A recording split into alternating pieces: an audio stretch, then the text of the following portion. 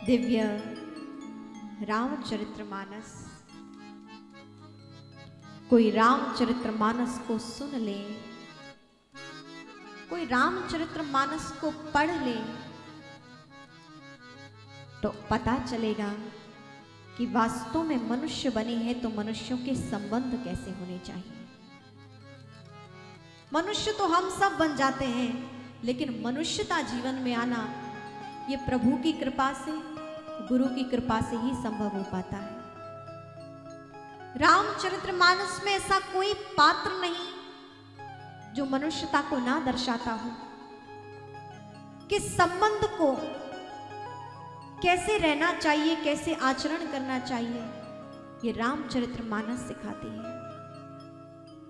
कैसे एक पुत्र को आचरण करना चाहिए, कैसे पुत्र वधू बहू को आचरण करना चाहिए, कैसे बहनों को आचरण करना चाहिए, कैसे माँ पिता सास ससुर को आचरण करना चाहिए, ये सब रामचरितमानस श्रवण कराती है। ससुर के रूप में राजा दशरथ जैसे ससुर मिले हों, सास के रूप में माँ कौशल्या सुमित्रा कैकेयी जैसी सास मिली हो, भाई के रूप में भरत शत्रुघ्न लक्ष्मण जैसे भाई मिले हो, पत्नी के रूप में उर्मिला मांडवी श्रुतकीर्ति देवी सीता की जैसी पत्नी हो,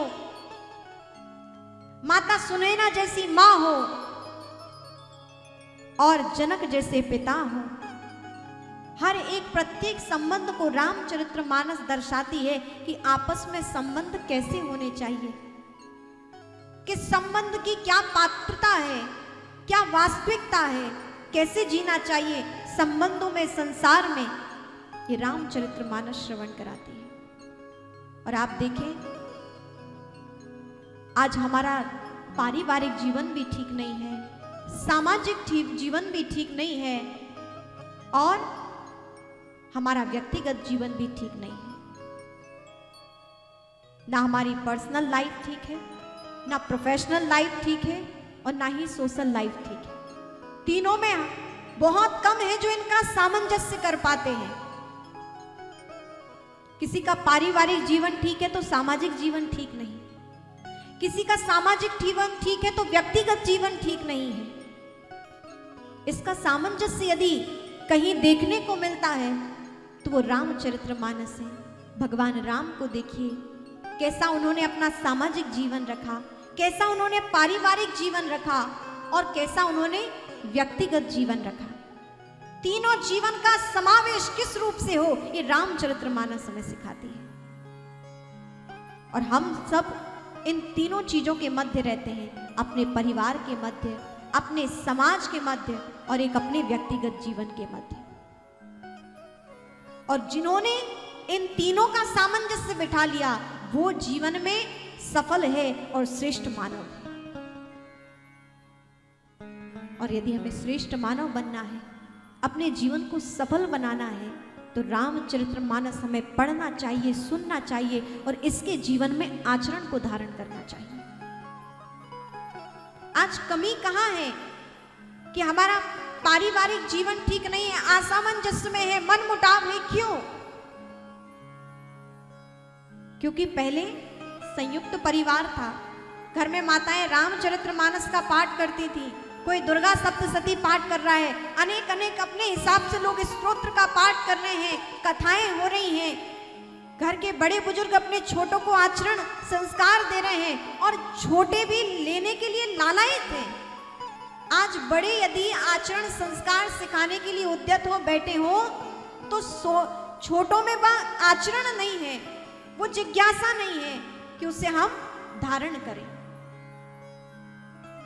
पूर्व की माताएं आज भी यदि अपने घर में उस माहौल को चाहें कि वैसा हमारा परिवार बने, सदाचरण हो, तो आजकल की बहुएं बेटियां घर में सुनना नहीं चाहती। आधुनिक समाज इतना परिवर्तन है कि आप देखें कि सामाजिक जीवन कैसा होता जा रहा है और प्रभाव कैसा पड़ रहा है उस पर पारिवारिक जीवन का। आज बहुत से परिवार में कष्ट है क्योंकि मन के अनुकूल कोई नहीं चल रहा है। बुजुर्ग आज परेशान क्यों हैं?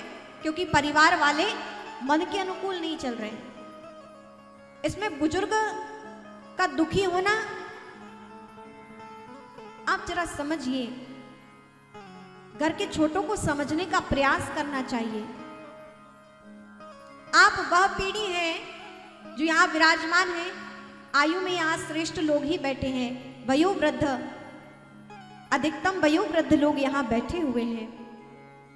उन्होंने वो जीवन भी देखा जब पिता के समक्ष लोग आंख उठाकर बातें नहीं किया करते थे, हाँ हूं में बात कर लिया करते थे, या मां को माध्यम बनाते थे कि मां पिताजी से ऐसी बात कर लेना। स्वयं नजरें उठाकर बात नहीं करते थे। यहां वो पीढ़ी बैठी है और आगे आधुनिक स्वयं के बच्चे या नाती पोते ऐसे उस पीढ़ी में भी देख रहे हैं जो पिता को फ्रेंड मानते हैं, उनसे हाथ मिला रहे हैं। और कहा क्या जाता है, ये तो हमारा पारिवारिक माहौल है, आजकल बच्चों से मित्रवत मिलना चाहिए, फ्रेंडली स्वभाव रखना चाहिए। हमारे भारत की परंपरा तो ऐसी नहीं थी, ना ही है। मित्र का स्थान अलग है, पिता का स्थान अलग है, माता पिता गुरुजनों का स्थान अलग है। ये पूज्य हैं, आपके मित्र नहीं। मित्र से आप कैसा भी व्यवहार करते हैं, लेकिन माता पिता से गुरुजनों से मर्यादा का ही भाव रखा जा सकता है। तो जहां मर्यादा है वहां मित्रवत कैसे हो सकते हैं आप? आज आधुनिक परंपराओं को, आधुनिक शिक्षा को जीवन में धारण करने के कारण आज घर के बुजुर्ग परेशान है व्यवहार से। आधुनिकता बुरी नहीं, आधुनिकता क्या है, कहां तक कहा जाए इस विषय को लेकर लोग आपत्ति करते हैं। पहले माता सीता का वस्त्र हरण हुआ तो भगवान राम यहां से लंका तक चले गए, कैसा युद्ध हुआ।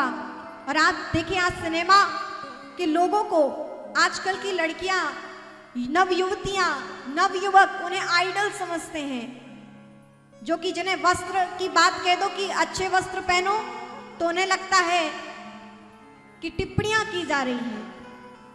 हमारा जैसा मन चाहेगा हम वैसे रहेंगे, स्वतंत्र समाज है, हमारी डेमोक्रेसी ऐसी है।